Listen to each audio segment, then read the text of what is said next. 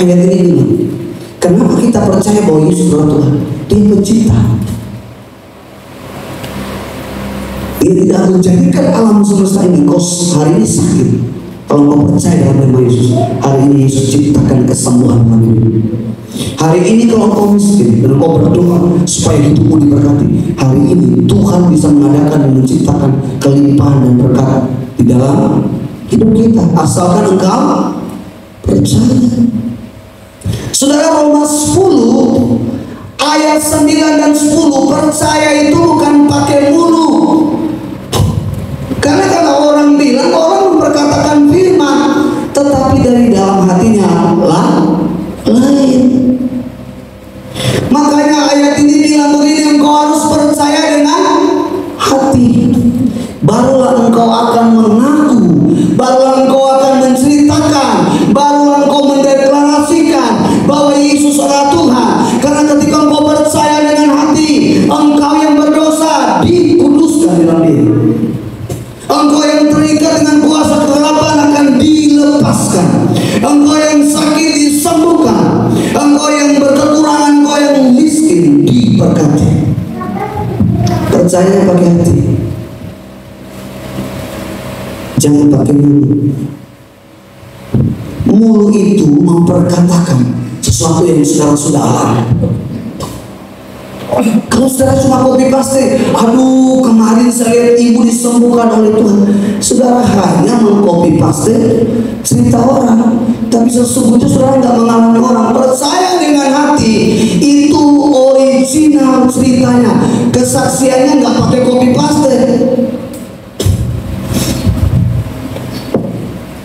Nanti seorang bapak datang kepada saya dan dia mengeluh waktu Desember, dia bilang, Pak Pendeta, saya hari ini harus bayar hutang 300 juta. Hari ini Pak, saya pikir 300.000, 300 juta hari ini. Dia bilang, Pak Pendeta doakan. Saya cuma bilang begini, Roh Kudus akan buka setiap tingkat-tingkat lagi, dan dia akan curahkan berkat. 1 minggu kemudian saya ngomong, Pak Pendeta, puji Tuhan, Tuhan telah bukakan mulut dan aku melunasi hutang 300 juta dalam waktu yang sangat singkat, tidak sampai 1 bulan. Asalkan engkau percaya dengan hati. Kalau engkau percaya dengan mulut, maka engkau mulut bakal tak percaya itu harus dengan hati. Jangan saudara lihat sakit belum sembuh, saudara mulai pakai cara yang lain. Saya beri contoh kesaksian Bapak Ibu saya beberapa minggu yang lalu, sakit sekali tulang belakang. Lalu saya bilang sama istri saya mau terapi. Waktu saya terapi memang ada perubahan. Memang ada perubahan, tapi masih ada sedikit sakit. Dan saudara, saya nggak tahu malam itu Roh Kudus taruh kegelisahan dalam hati saya, dan saya mulai mendeklarasikan tentang kuasa Tuhan. Saya mulai ambil gitar, saya mulai menyembah Tuhan. Bapak Ibu, biasanya kalau saya duduk terlalu lama, saya berdiri itu pasti tulang belakang saya ini bengkok. Saya berdoa kurang lebih 1 jam lebih. Saya bangun tidak tanpa halangan dengan tulang belakang yang tegak berdiri. Saya puji, saya minta kuasa Tuhan bekerja. Saya pasrah dan saya izinkan Allah Roh Kudus bekerja, dan dia bekerja. Saya disembuhkan secara supernatural. Saudara mau ekonomi saudara dipulihkan? Percaya dengan hati. Saudara mau lihat orang yang percaya pakai mulut dengan orang yang percaya dengan hati? Saudara mau tahu? Mau tahu sekali? Di saat Tuhan izinkan Bapak Ibu tidak mengalami yang namanya makanan dan minuman, mulut ribut, tapi kalau orang percaya dengan hati, dia datang ke hadirat Tuhan dan dia sembah Tuhan. Aku tahu kalau Nabi Elia kau kirim burung gagak, aku percaya di Sulawesi Utara Tuhan bisa kirimkan berkat lewat burung manguni. Gak ada burung gagak di Minasa. Wah ada, tapi terkenal di Minasa Utara burung hantu, burung manguni. Jangan saudara yang jadi hantu. Kita harus mendapatkan berkat dari Tuhan. Punya cara yang ajaib. Ya. Ada seorang ibu, dia sudah stroke lama dan sudah keliling berobat di mana-mana. Tapi satu kali Bapak Ibu, dia diingatkan oleh Roh Kudus.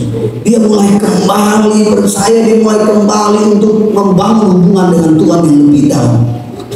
Bapak Ibu tahu, stroke-nya dia itu dalam waktu yang singkat Tuhan sembuhkan.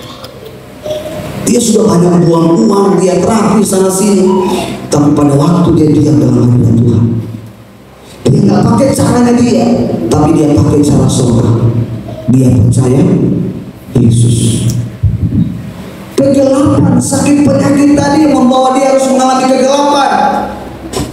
Dia melihat masa depan, dia melihat kesehatannya suram, gelap. Tapi pada waktu dia percaya dalam Yesus, terang itu terbit atas penyakitnya sembuh tanpa dia membayar dengan uang. Beberapa dokter bilang, ibu kalau mau cepat sembuh, ibu harus pergi ke luar negeri dan melakukan operasi di satu rumah sakit yang sangat mahal. Dan ibu itu memilih untuk percaya kepada Yesus sebagai Tuhan. Saudara ingat satu kisah dari orang wanita Samaria yang hartanya sudah habis, yang dia habiskan untuk mengobati sakit penyakit. Bapak Ibu mau tahu penyakitnya apa? Pendarahan. Pendarahan yang tidak pernah berhenti selama 12 tahun, yang menghabiskan tubuhnya yang mungkin tadinya gemuk, sekarang tinggal tulang. Tapi setelah dia mengambil sebuah keputusan untuk tidak melakukan segala tindakan apapun, dan dia bilang dengan iman kepada Tuhan, aku tidak harus bertemu dengan kau, aku pegang saja jumbaimu, bajumu, aku percaya kau sembuh. Pada waktu Yesus lewat, ada begitu banyak orang menghubungi dia, dan wanita ini mengejar dia dan menyentuh jubahnya. Dan Yesus tahu ada kuasa yang kedua. Saat itu wanita itu berhenti pendarahan. 12 tahun dia menjerit kesakitan. Dia tidur tidak enak, dia makan tidak enak, karena penyakit itu menggerogoti. Tapi pada waktu dia percaya kepada Yesus sebagai Tuhan, penyakit pendarahan sembuh. Dengarkan baik-baik. Kalau engkau manjakan dirimu dengan obat, kau dengar baik, obat akan makan habis tubuh. Bukan berarti saudara tidak boleh minum obat, itu wajar. Tapi kalau Bapak Ibu hidup kesekian tahun hanya sakit, saudara habisi dengan tubuh saudara dengan obat. Saudara hanya menjadi orang Kristen percaya dengan mulut, bukan dengan hati. Karena banyak orang yang percaya dengan mulut, ketika dia sembuh dia jauh dari Tuhan. Tapi kalau engkau percaya dengan hati, ketika engkau disembuhkan, ketika engkau diberkati, engkau tetap setia melayani Tuhan. Itu namanya percaya dengan hati.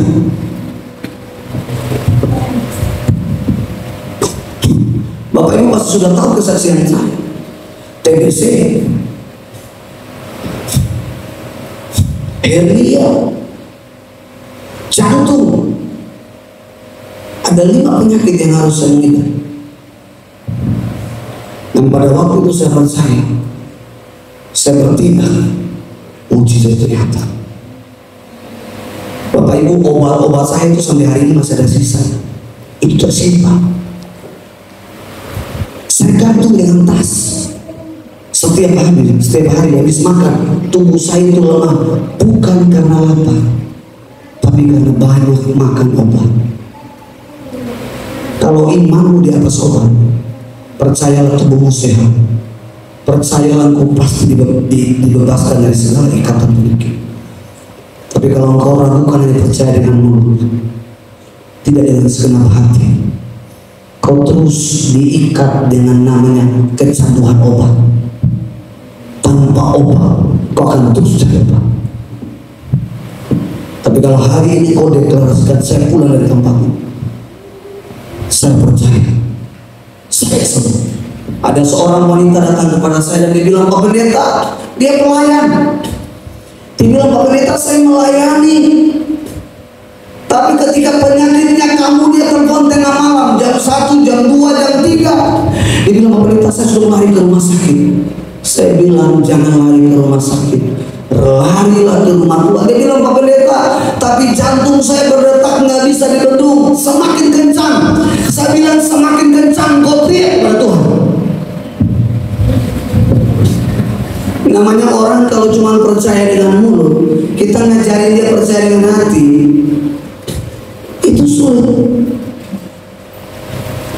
Tapi pada waktu itu saya bilang, ibu percaya bahwa Yesus sanggup menyembuhkan penyakit ibu? Percaya Pak, cuma di mulut. Beberapa hari yang lalu dia pulang dari rumah, kemudian dia amfal di rumah orang, dia teriak, dia mau lari ke rumah sakit. Saya bilang, lari ke rumah Tuhan. Satu minggu kemudian saya telepon, dia bilang, Pak Pendeta, puji Tuhan, jantung saya sudah normal. Saya lepas dari obat amlodipin. Dari nona-nona saya sudah doping dengan obat amlodipin. Dari nona-nona saya sulit tidur, tapi hari ini Pak Pendeta, saya tidur nyenyak. Bapak Ibu dengarkan baik, janganlah kau percaya Yesus sebagai Tuhan dengan apa? Mulut. Percaya dengan hati bahwa Yesus adalah Allah yang menjadikan segala sesuatu.